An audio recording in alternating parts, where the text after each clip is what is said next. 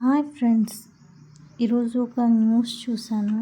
అదేంటంటే ఒక తల్లి ముగ్గురు పిల్లల్ని చంపేయడం అంటే అది మామూలు విషయం కాదు. అది కూడా తను ఏదో టార్చర్ చేసి కాదు, ఒక నమ్మి పెరుగన్నం పెట్టి పిల్లలకి చంపేసిందంటే ఆ తల్లి ఎలాంటిదో మరి.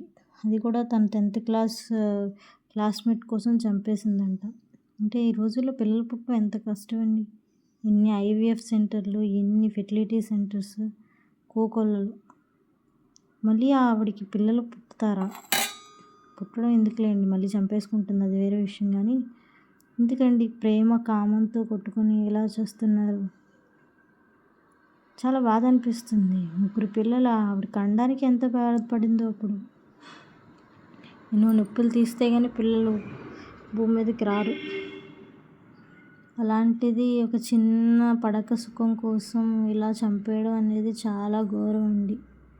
ప్రజెంట్ లేడీస్ కూడా చాలా తెలుసుకోవాలండి. సోషల్ మీడియా చూసి మేకప్లైనా ఏమనివ్వండి, ఏదైనా అవ్వనివ్వండి, దాన్ని చూసి ఒక సోషల్ మీడియా లాగే ఉంటుంది బయట లైఫ్ అని అనుకుంటున్నారు. సోషల్ మీడియాకి బయట లైఫ్కి అసలు పొంతనే లేదు. వాళ్ళు ఏదో ప్రొడక్ట్స్గా కోసం అయ్యో మేకప్లు వేసుకుంటే డైలీ కూడా అలాగే ఉంటారు, మనం కూడా వేరే వాళ్ళతో ఉండాలి, అలా వెళ్ళిపోవాలి చూసి అదే ఒక ఊహా జీవితంలో బతికేస్తున్నారండి. ఈ ప్రేమలు ఇవన్నీ చూసి మనం కూడా అలా చేస్తే మన లైఫ్ బాగుంటుంది. ఏం బాగుంటుందండి? ఇప్పుడు జైల్లో ఉంటుంది ఆవిడ, బాగుంది అది బాగా. కానీ చాలా బాధ అనిపించిందండి. ఏదో పిల్లలు పాపం అన్నం పెడుతుంటే తల్లి పెరుగన్నం తినేసారు కమ్మగా. పాపం వాళ్ళకేం తెలుసు తెల్లవారితే లేగమని. మనం అదేదో తన తినేసి చచ్చినా బాగుండు.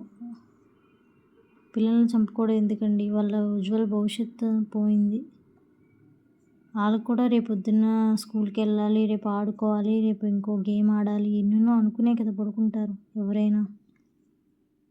కానీ ఒక ప్రియుడు కోసం చంపేయడం అన్నది చాలా చాలా ఘోరం అండి.